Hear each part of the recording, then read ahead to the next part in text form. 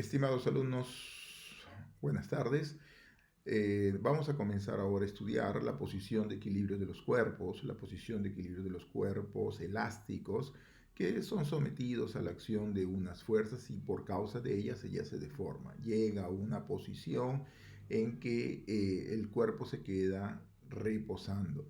Entonces nosotros vimos cómo es la solución exacta en el caso de los coeficientes constantes. O sea, ¿qué son estos coeficientes constantes? Son las características elásticas del material. O sea, las características elásticas del material son constantes, no dependen de la posición. Aquí vamos a considerar el caso numérico, cómo es que solucionamos este problema desde el punto de vista numérico. Entonces vamos a aproximar la derivada, ¿no?, en términos de la propia función a través del proceso de límite y vamos a utilizar sus diferencias centrales. Así llegamos entonces al método de diferencias finitas.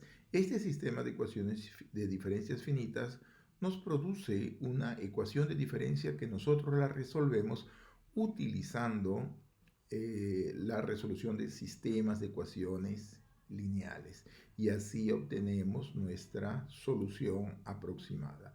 Vamos a ver algunos ejemplos y algunos gráficos de posibles posiciones de equilibrio a través de acción de ciertas fuerzas que están actuando sobre el cuerpo.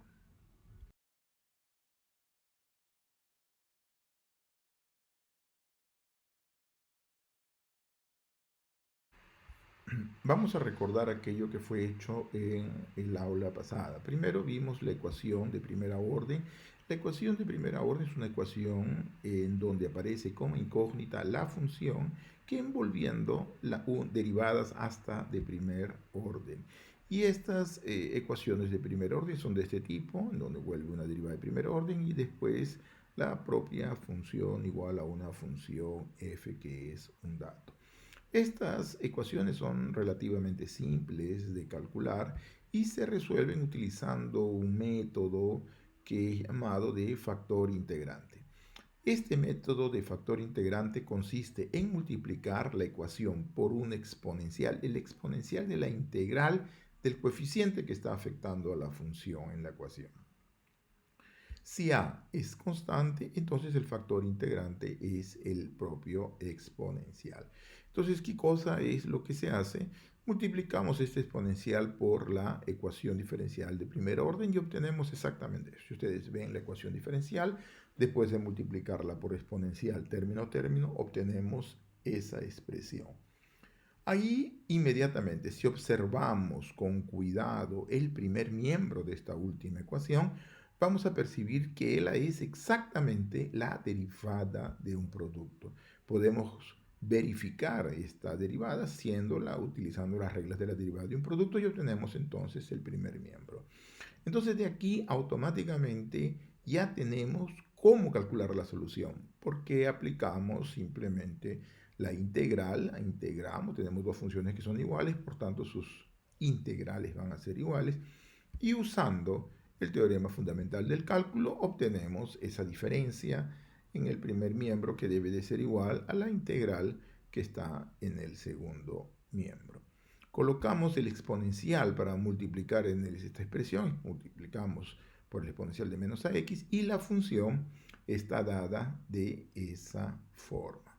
Entonces aquí nosotros tenemos ya la expresión eh, dada por la solución general y bueno, nuestro problema consiste básicamente en calcular la integral de la función f de s exponencial de a s. Esa es la solución general de la ecuación de primera orden. Bueno, esto sirve simplemente para poder entender más o menos la metodología que se usa para la resolución de ecuaciones diferenciales. Nuestro punto central es el principio de Bernoulli. Este principio de Bernoulli que establece que la posición de equilibrio que asumen los cuerpos elásticos es aquella que minimiza la energía potencial elástica.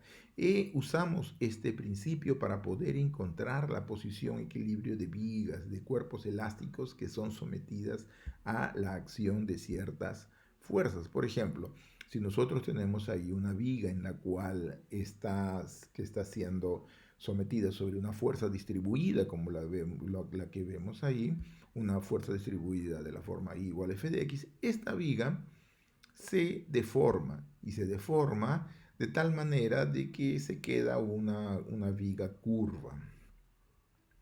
Esta sería la posición de equilibrio. Entonces nuestro problema aquí es calcular cuál es la función cuyo gráfico es la posición de equilibrio de la viga causada por la acción de esas fuerzas distribuidas. Entonces esa es la configuración en la posición final de equilibrio y el problema que nosotros tenemos es determinar la función U que define la posición de equilibrio. Muy bien, como consecuencia del principio de Bernoulli, obtuvimos que la posición de equilibrio, ¿no? De la función, la posición de equilibrio resultante de esas deformaciones, es exactamente esa ecuación diferencial, beta u menos gamma u prima derivada igual a f, satisfaciendo las condiciones de contorno, u de 0 igual a u de L igual a 0. ¿Por qué? Porque en estos puntos no existe deformación. Estos puntos están presos y estos puntos no se deforman. Entonces tenemos lo que es llamado un problema de Sturluville con condiciones de contorno de Dirichlet. Muy bien, entonces la solución, nosotros vimos que la solución de esa ecuación diferencial corresponde a la función cuyo gráfico coincide con la deformación de la viga. Entonces, para calcular la deformación de la viga, tenemos que calcular la solución de esa ecuación diferencial. Entonces, esa es la función U, que es nuestra incógnita y que es la solución de la ecuación diferencial, el problema de contorno que hemos colocado ahí encima. Y el gráfico de la función U describe la posición de equilibrio de la viga que nosotros tenemos ahí. Muy bien, eso fue lo que hicimos en la aula pasada. Ahora vamos a ver unos primeros métodos de soluciones numéricas para ese problema. Entonces, la solución numérica para este problema es basado principalmente, la vamos a tratar principalmente en diferencias centrales. Vamos a llamar a qué diferencias centrales, eso lo vamos a ver en breve en los próximos slides. Y para poder, digamos, justificar nuestras diferencias centrales, nosotros vamos a utilizar el teorema de Taylor. Recordemos que el teorema de Taylor es aquel teorema que relaciona una función cualquiera con un polinomio. Muy bien, entonces ahí, gracias a estos dos conceptos, diferencias centrales y teorema de Taylor, obtenemos una ecuación de diferencia. Esta ecuación de diferencias es simplemente la ecuación aproximada resultante de convertir la derivada en una diferencia central. Y entonces aparece esta ecuación diferencial convirtiéndose en una ecuación de diferencias, como vamos a ver posteriormente. Y esa ecuación de diferencias se resuelve como un sistema de ecuaciones lineales. O sea, podemos resolverlo utilizando, por ejemplo, el método de triangularización o de Gauss, o método de Gauss-Seidel. Inclusive tenemos métodos iterativos que son basados en métodos de punto fijo, de aproximaciones sucesivas.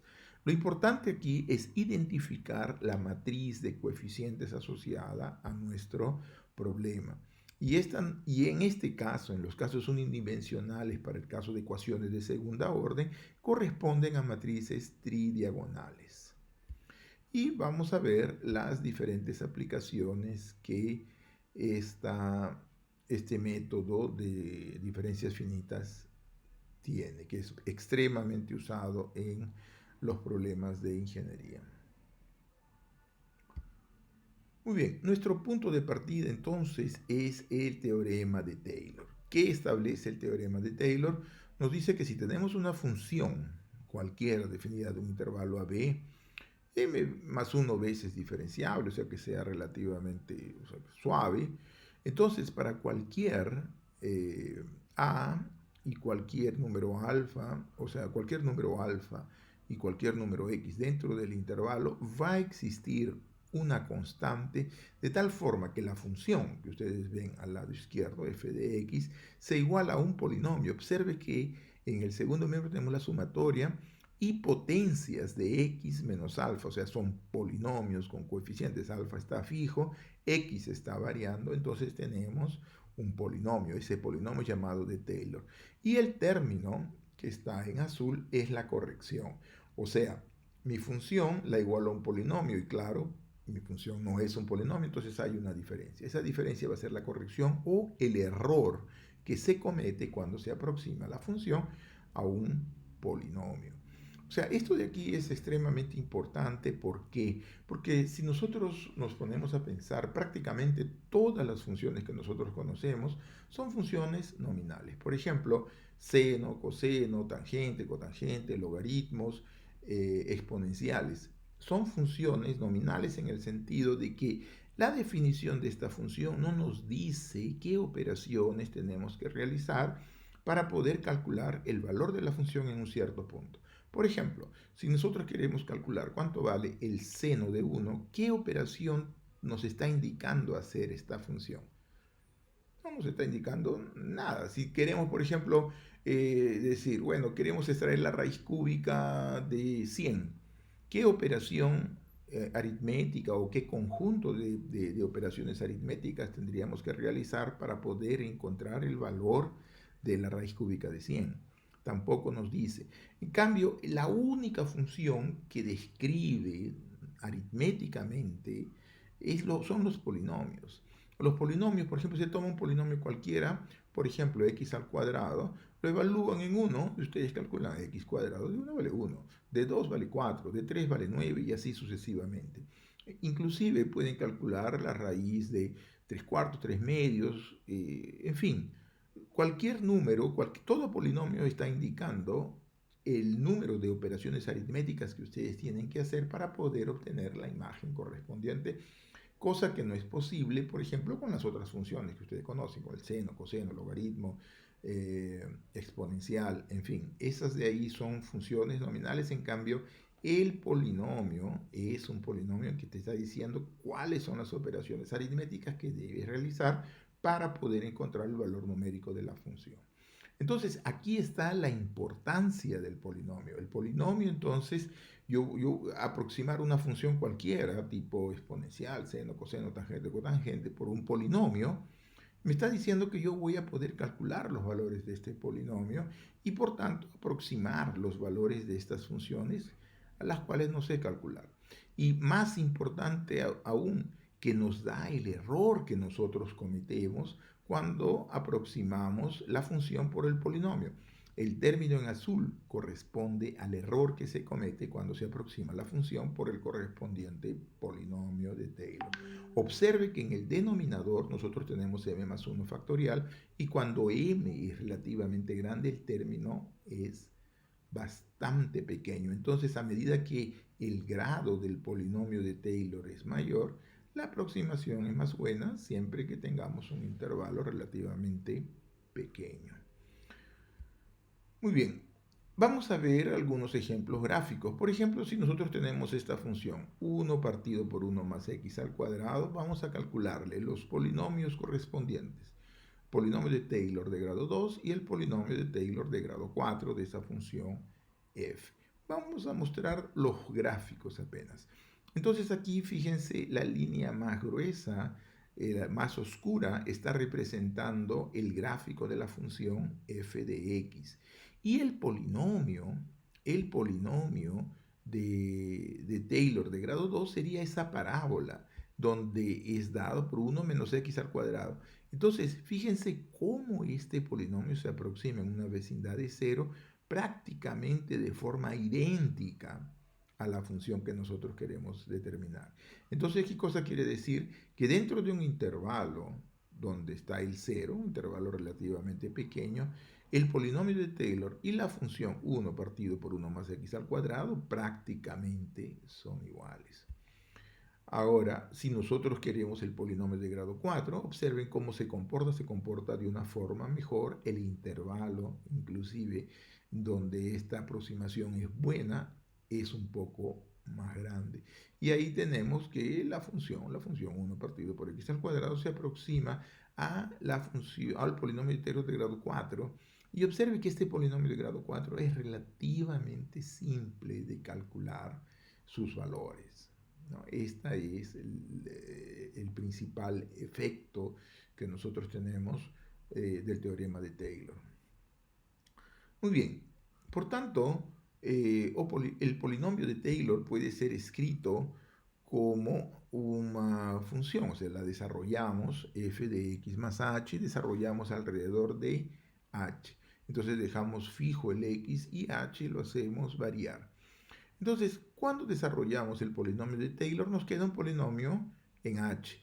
Lo desarrollamos hasta el grado 2 y por tanto el resto, que es conocido como resto de Lagrange, es dado por la tercera derivada calculada en un punto C1.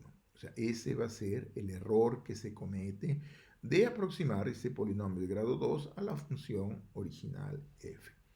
Si desarrollamos esta misma expresión, pero ahora por la izquierda, o sea, x menos h, simplemente obtenemos esta nueva expresión en donde sustituimos el h por el menos h y entonces los signos comienzan a oscilar en esta segunda expresión. Observe que el factor, el término de corrección, no necesariamente está evaluado en el mismo punto segundo, está evaluado en un punto C2 porque el teorema nos garantiza que existe este valor, pero no, este valor no va a ser el mismo en diferentes intervalos. Muy bien, entonces ahora fíjense, tenemos estas dos expresiones para f a la derecha de x y a la izquierda de x. Lo que vamos a hacer ahora es tomar la diferencia. Vamos a restar estas expresiones. Entonces, si restamos, el primer miembro se queda como la diferencia de f de x más h menos f de x menos h. Dos veces f de x. Observe que la derivada de primera orden se cancela por causa, perdón, la función f sin derivada se cancela porque estamos tomando la diferencia. La derivada de primera orden se suma, entonces quedaría dos veces derivada de primera orden f. Y las derivadas de orden 2 se nos cancelan porque tienen el mismo signo en la expresión. Al momento de restarlas se anulan y nos queda simplemente el término cúbico de h que está multiplicando a las terceras derivadas aplicadas en los puntos C1 y C2 partido en 6. Entonces ahora fíjense, tenemos una expresión de f y su derivada. Vamos a escribir entonces la derivada de f como siendo, pasamos a dividir por 2h, entonces tenemos esa diferencia, f de x más h menos f de x menos h partido por 2h, menos esta otra expresión. Partido por 2 me da 12 en el denominador de ese paréntesis grandes y tenemos ahí el h cubo partido por h me da h al cuadrado. Muy bien, entonces, ¿qué cosa quiere decir? Que la derivada puede ser escrita como esa fracción en donde aparece la diferencia central. ¿Por qué se llama esa diferencia central? Porque es una diferencia en donde estamos calculando el punto x y el punto x está exactamente en el centro de los puntos x más h y x menos h. O sea, si le tomo la mitad, si el intervalo tiene extremos x más h y x menos h y tomamos el punto medio, ese es igual a x. Muy bien, entonces ahora fíjense, vamos a tomar la diferencia entre la derivada y esta nueva fracción, la fracción de las diferencias centrales partido por 2h. Esto va a ser igual al valor absoluto de la suma de estas dos cosas multiplicado por h al cuadrado. O sea, vamos a tener eso. Y esto de aquí, si la derivada, tercera derivada está limitada, esto todo va a ser menor o igual que una constante h al cuadrado. Esto significa que la derivada puede ser aproximada por esa diferencia central, por ese cociente que envuelve la diferencia central. y más, y por tanto podemos decir que la derivada es aproximadamente igual a esa fracción. Ahora nos interesa saber cuál es el error que nosotros estamos cometiendo al aproximar la derivada a esta fracción. Por ejemplo, decimos de la ecuación anterior, de las desigualdades anterior, vemos que esa diferencia es mayorada por una constante h al cuadrado. Eso significa que el error que se comete al aproximar la derivada por esta diferencia es un error cuadrático. Si, por ejemplo, consideramos h igual a un décimo, el error que se comete es del orden de un centésimo. Si h es igual a un centésimo, el error cometido será de la orden de un milésimo y así por delante. O sea, si yo tengo h un milésimo, por ejemplo, entonces el error cometido será de un millonésimo. O sea, es un error, o sea, esta es una excelente aproximación. Muy bien, nuestro problema es encontrar la aproximación para las segundas derivadas. Esta de aquí es una fórmula más o menos parecida con aquella de la definición de derivada. Pero vamos a conocer ahora la aproximación para la segunda derivada. Entonces vamos a colocar la segunda derivada y vamos a repetir el mismo procedimiento que hicimos para poder aproximar la derivada por su diferencia central. ¿Cuál fue ese procedimiento? Desarrollamos la fórmula de Taylor alrededor de x y entonces f de x más h se puede escribir como f de x más f' de xh más f segunda de x partido por 2 factorial h al cuadrado más f cubo de x partido por 6 multiplicado por h cubo, ¿no? F tercera derivada, y la cuarta derivada en un cierto punto C1 partido por 24 multiplicado por h a la cuarta. Esa última expresión es la corrección de aproximar la función f de x más h por el correspondiente polinomio en h. Hacemos lo mismo para la x menos h, f de x menos h. Entonces, utilizamos la misma fórmula de Taylor en el caso anterior, que significa cambiar el h por el menos h. Entonces los signos van oscilando y llegamos a esta expresión. Observe que la corrección al último dada por la derivada de cuarta orden multiplicada por h a la cuarta cambia, o sea, no necesariamente va a ser el punto C1, es un punto C2 diferente del anterior. Muy bien, entonces tenemos dos formas de ver el desarrollo del polinomio de Taylor. ¿Qué es lo que vamos a hacer ahora? Vamos a sumar estas dos expresiones. Entonces, sumando estas dos expresiones, tenemos lo siguiente. Vamos a sumar f de x más h. Observe que al momento de sumar aparece dos veces f de x en el segundo miembro. Ya lo pasamos al primer miembro multiplicado por menos y nos queda el otro factor que teníamos en el primer miembro, f de x menos h. Observe que al momento de sumar, la derivada de primera orden se cancela. La segunda derivada, ¿no?, que está dividido por 2, factorial de 2 vale 2, se suman y me queda me queda la segunda derivada de f multiplicado por h al cuadrado. Las terceras derivadas tienen signos diferentes. Al sumarlos se nos cancela y nos queda entonces la cuarta derivada aplicada en el punto C1 más el punto C2 partido por 24 y multiplicado por h elevado al cuadrado. Muy bien, con esta última expresión podemos escribir la segunda derivada de f. Pasamos, fíjense el término que está ahí, la segunda derivada de f, la pasamos para el primer miembro. Entonces ella se escribe como esa diferencia menos ese paréntesis multiplicado por h elevado a la cuarta.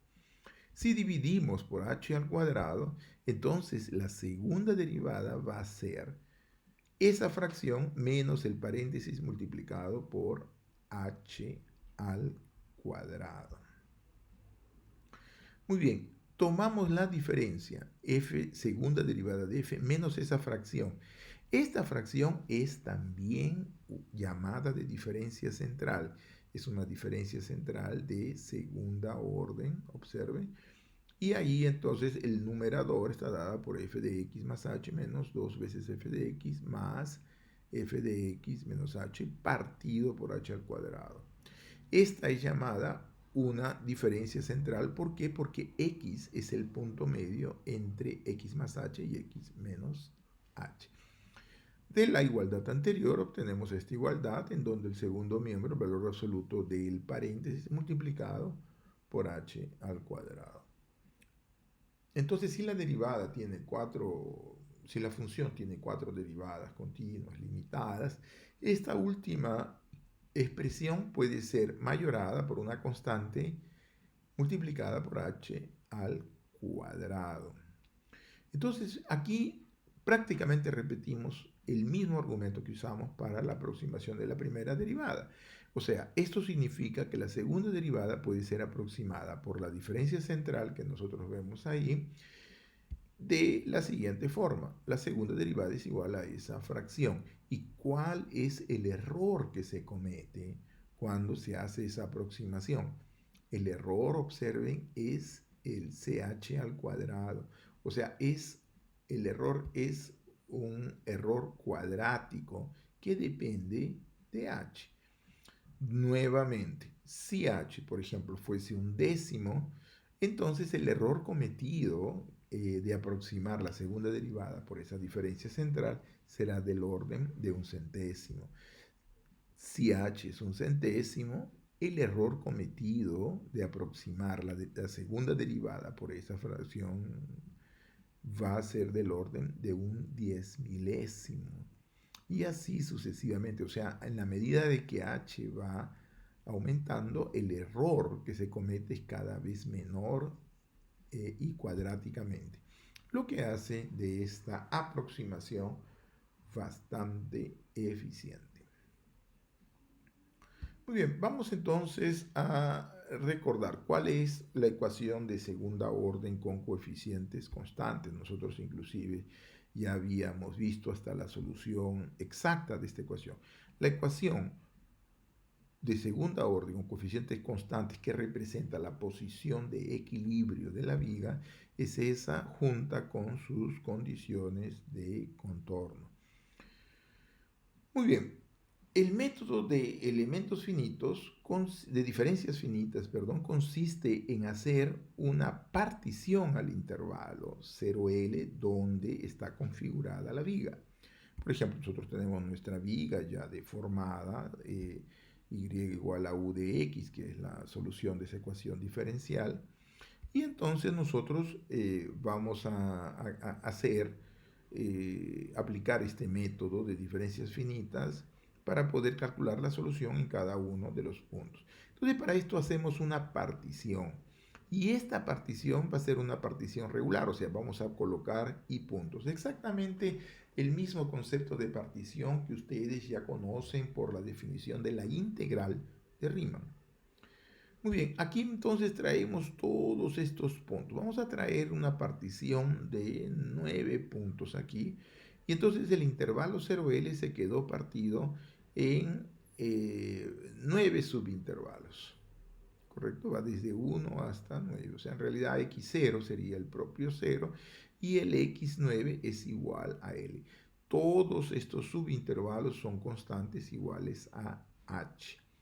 Entonces aquí estamos tomando una partición de norma igual a h. Muy bien, ahora vamos a ver que x sub i es igual a i veces h, como ustedes fácilmente pueden verificar por el gráfico. Entonces aquí el problema consiste en encontrar los valores de x sub i. O sea, en lugar de encontrar u, la función definida sobre el intervalo 0L, vamos a encontrar la función calculada en cada uno de los puntos de esa partición. Observe que esta partición en realidad tiene 10 puntos si consideramos el x0, que sería 0, y va hasta 9. Pero nosotros sabemos que en x0 vale 0 y en x9, que es igual a L, también la función vale 0. Entonces ahí prácticamente tenemos 8 puntos para calcular. Muy bien, Para esto, para este proceso aproximativo, convertimos la ecuación diferencial con la condición de contorno u de 0 igual a L en una ecuación de diferencias. ¿Cómo así convertimos eso en una ecuación de diferencias? Usando la aproximación de diferencias centrales que nosotros habíamos obtenido por las fórmulas de Taylor. O sea, ¿qué quiere decir? Que la segunda derivada va a ser colocada en términos de esa fracción. Muy bien, esa fracción está escrita con unas notaciones que hacen extremadamente larga la ecuación. Vamos a simplificar un poco y para simplificar hacemos la notación u en xi igual a u sub i.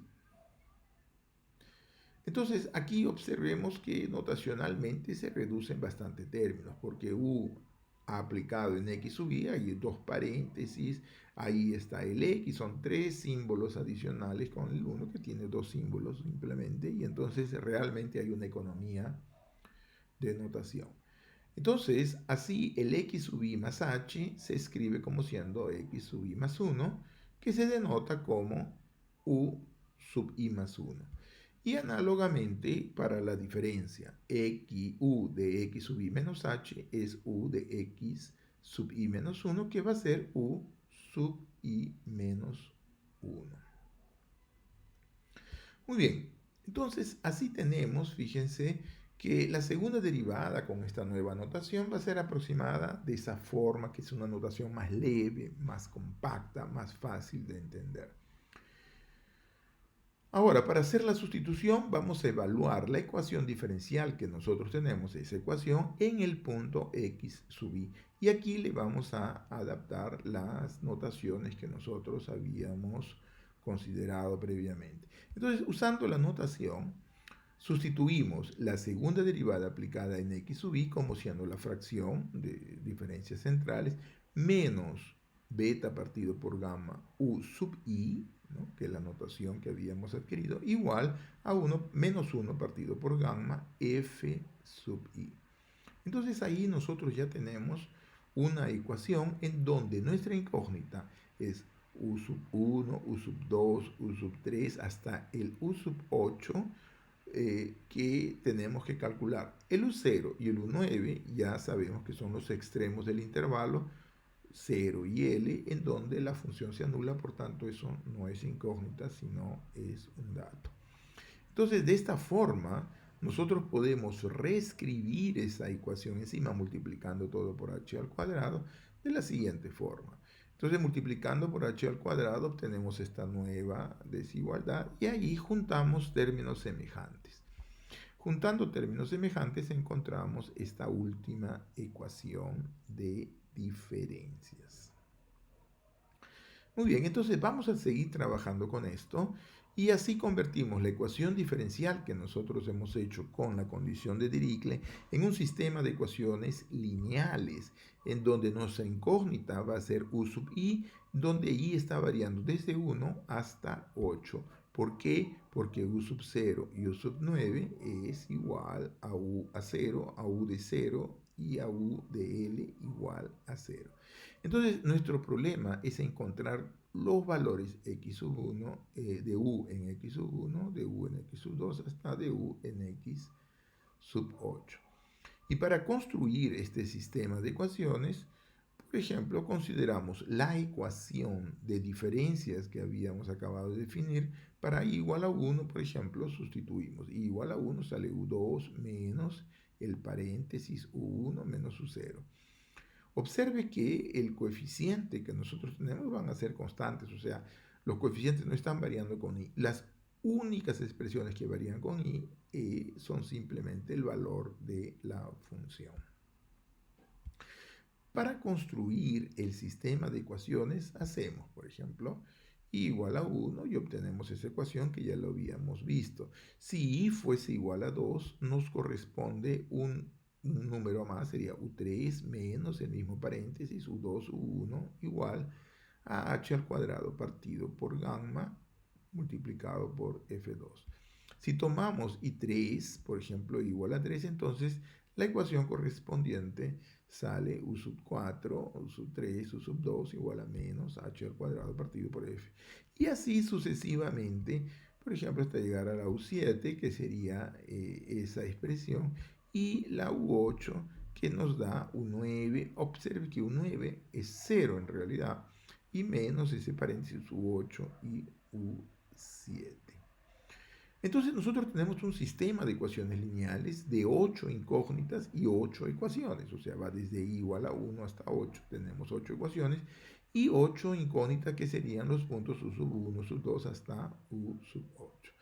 Y ahí entonces queremos saber cuál es la matriz asociada a este sistema de ecuaciones lineales.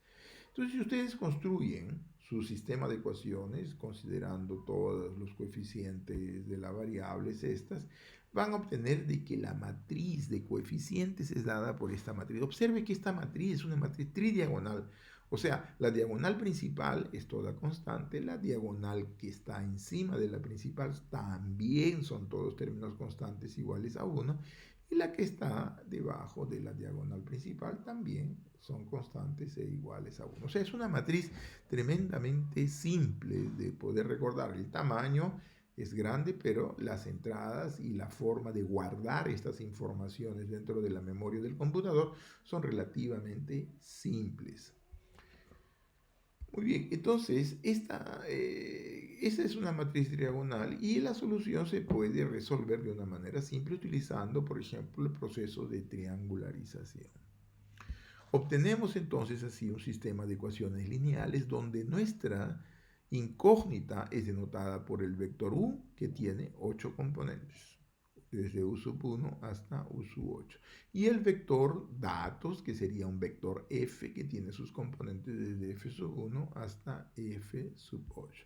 Por tanto, nosotros tenemos con estas notaciones una ecuación, un sistema de ecuaciones diferenciales de la forma A, que es aquella matriz que habíamos tomado anteriormente, esa matriz 8 por 8, multiplicado por U, que está definido encima, debe de ser igual a F. Entonces, este es el proceso básico del método de diferencias finitas. Vamos a ver esto con un ejemplo. Calcule la posición de equilibrio de una viga de 1 metro sometida a una fuerza distribuida F de 3 kilogramos metros negativo si los coeficientes elásticos son gamma igual a beta igual a 1. Muy bien, entonces nosotros tenemos una fuerza distribuida, en este caso y va a ser igual a 3. Observe que dentro de este sistema de ejes de referencias el y3 tiene signo positivo, pero las fuerzas están apuntando para abajo, entonces la dirección es negativa.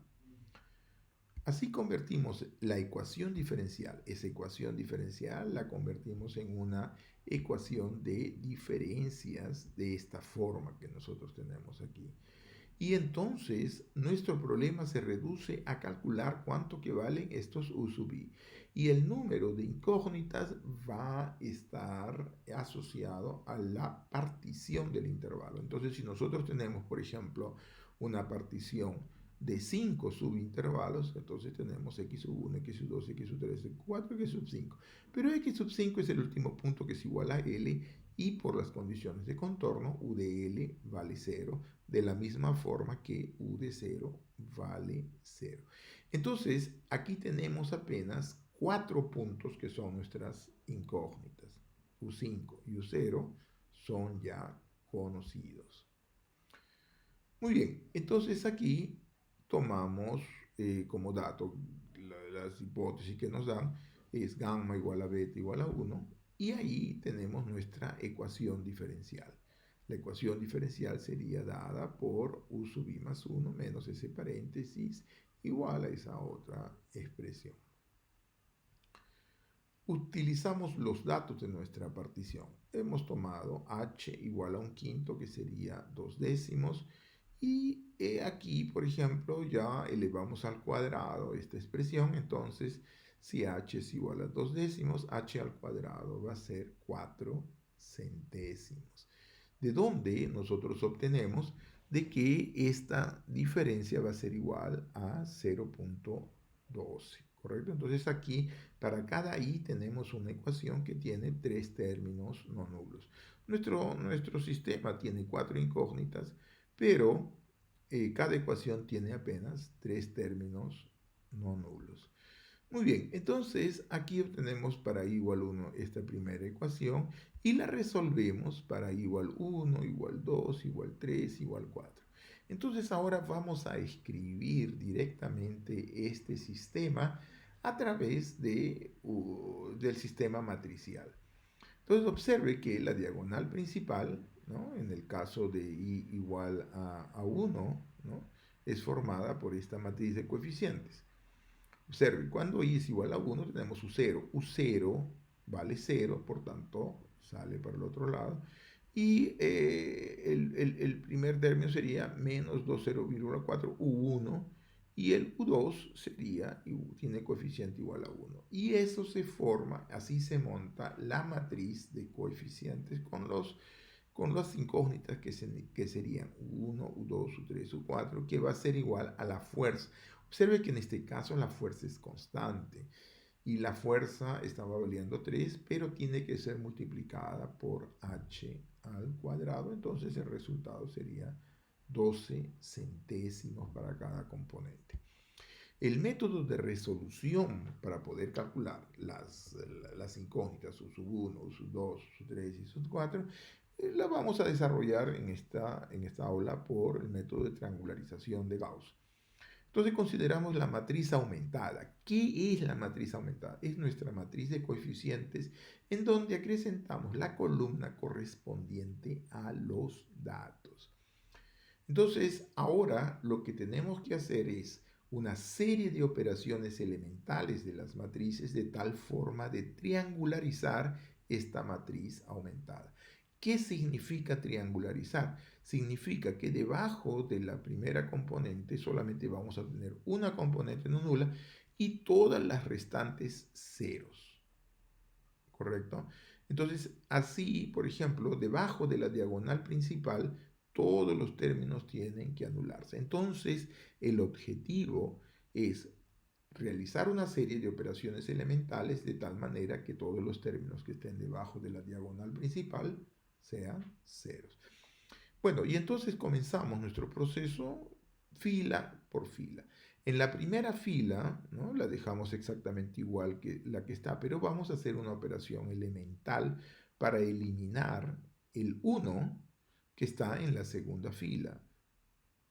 Muy bien, ¿y qué tenemos que hacer para eliminar a 1? Tenemos que dividir por 2.04 y sumarlos a la segunda fila.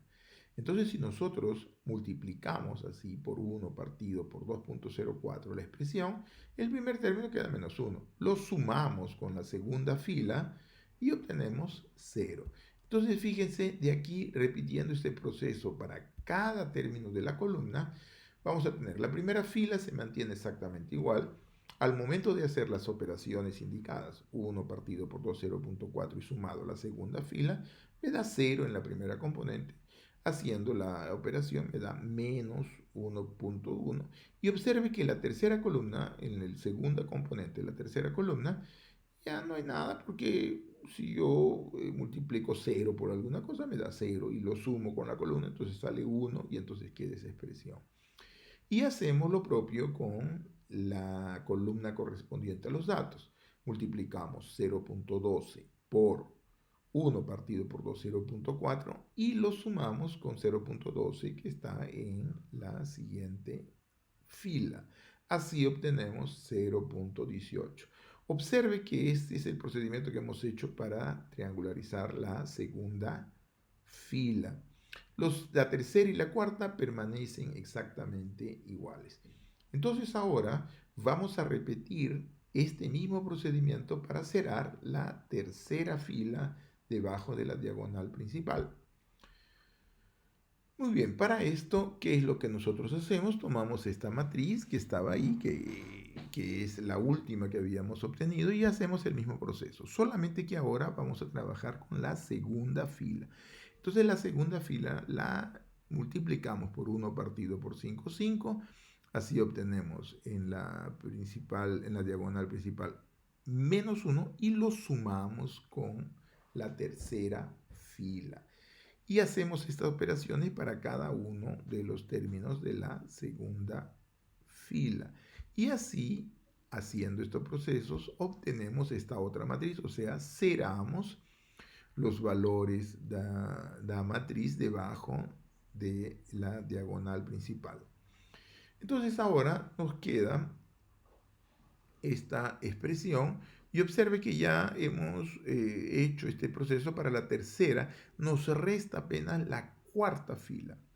Para la cuarta fila, fíjense, aquí nosotros tenemos la cuarta fila que sería la matriz anterior, multiplicamos la cuarta fila por 1.39, ¿no? Por 1 partido por 1.39, de tal manera de que nos da menos 1, lo sumamos con la cuarta fila y ahí obtenemos 0, o sea, conseguimos cerrar la expresión.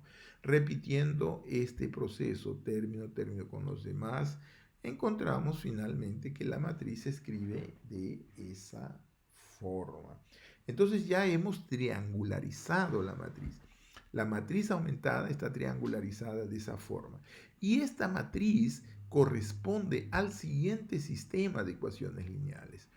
O sea, aquí tenemos menos 2u4 más u2 más 0 y en fin, tenemos este sistema de ecuaciones lineales que para calcular 4, por ejemplo, usamos la cuarta ecuación, dividimos, ¿no? Dividimos por 1.32, 0.29 por 1.32, donde obtenemos que U4, por ejemplo, nos da 0.24. 22 menos 0.22 centésimos. Sustituimos el valor de U4 en la tercera ecuación y ¿qué hacemos? Y calculamos, por tanto, el valor de U3. U3 entonces sería igual, haciendo los cálculos correspondientes, a 0 menos 0,33 centésimos. O sea, sale 33 centésimos. Con este U3 nosotros podemos calcular U2 de la segunda ecuación y así obtenemos el valor de 0.32 y finalmente en la primera ecuación obtenemos U1 igual a 0 igual a 22 a menos 22 centésimos. Muy bien, entonces ahora ya tenemos estos valores, vamos a hacer un pequeño gráfico con estos puntos. Entonces observe que los puntos que hemos calculado son esos valores. Ahora vamos a introducir nuestro sistema de ejes coordenados. Recordemos que la partición son 5 puntos que nosotros tenemos ahí, que comienzan desde 0 y va hasta L. Entonces, si graficamos esto con una escala conveniente, porque observe que los números son del orden de centésimos, entonces son números menores que 1, tenemos que hacer una escala diferente para la escala de las abscisas y la escala de las ordenadas son diferentes porque si no, prácticamente sería invisible a la vista estos valores de deformación.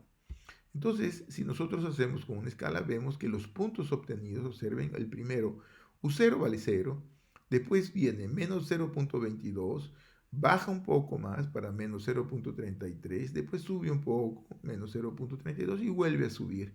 Y después queda en 0. Entonces aparece básicamente estos puntos de la deformación y ahí obtenemos el gráfico, juntando los puntos obtenemos el gráfico que corresponde a la posición de equilibrio de ese material cuando está sometida a la acción de una fuerza distribuida F que nosotros tenemos ahí. Entonces nosotros con una cierta escala ya hemos conseguido visualizar la posición de equilibrio de esa viga utilizando el método de diferencias finitas. Si ustedes recuerdan cómo fue el procedimiento para calcular la solución exacta en esa cosa, van a recordar que fue bastante laborioso en comparación de esto. Esta de aquí simplemente fue un proceso de triangularización. Calculamos 4 puntos y aproximamos la posición de equilibrio uniendo esas curvas por segmentos de recta. Entonces, ese gráfico corresponde a la posición de equilibrio de la viga. Entonces, Esto de aquí es extremadamente importante. El grado de dificultad de estos problemas va a depender del grado, del número de puntos que nosotros nos gustaría calcular la solución. Muy bien, llegamos entonces a nuestras conclusiones. ¿Qué es lo que hemos hecho? Hemos calculado la posición de equilibrio de cuerpos elásticos. Utilizamos el método de ecuaciones de diferencias que se obtiene al aproximar la ecuación diferencial por las diferencias finitas o diferencias centrales. Y con estas diferencias centrales convertimos nuestro sistema de ecuaciones diferenciales en un sistema de ecuaciones lineales que nos permite calcular la solución aproximada.